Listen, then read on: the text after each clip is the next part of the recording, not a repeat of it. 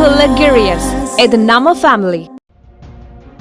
மகளை காதல் திருமணம் செய்ததால் ஆத்திரத்தில் மருமகனை வேன் ஏற்றி கொலை செய்ய முயற்சித்த போது புது மாப்பிள்ளையின் தங்கையான 10ஆம் வகுப்பு மாணவி பரிதாபமாக பலியானார். ஈரோடு மாவட்டம் சத்தியமங்கலம் அருகே உள்ள எரங்காட்டூர் குருவாயூரப்பன் நகரைச் சேர்ந்த ஜெயபிரகாஷ் என்பவரது மகன் சுபாஷ்.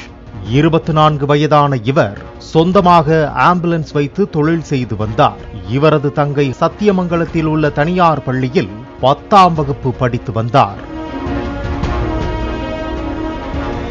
நேற்று காலை சுபாஷ் தனது தங்கையை இருசக்கர வாகனத்தில் பள்ளிக்கு அழைத்துச் சென்ற போது எரங்காட்டூர் நெசவாளர் காலனி அருகே இருசக்கர வாகனத்தின் பின்புறம் அதிவேகமாக வந்த பிக்கப் வேன் மோதியது.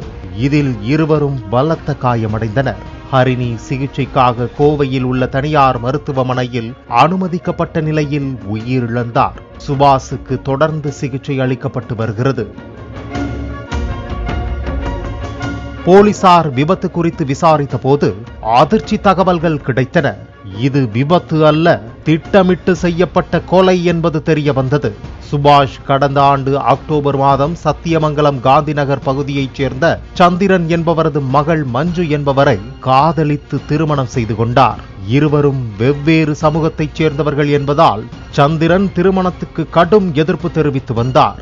இதனால் மருமகன் சுபாஷ் மீது கடும் ஆத்திரத்தில் இருந்த சந்திரன் வேன் கொண்டு இருசக்கர வாகனத்தில் மோதியது உறுதி செய்யப்பட்டது.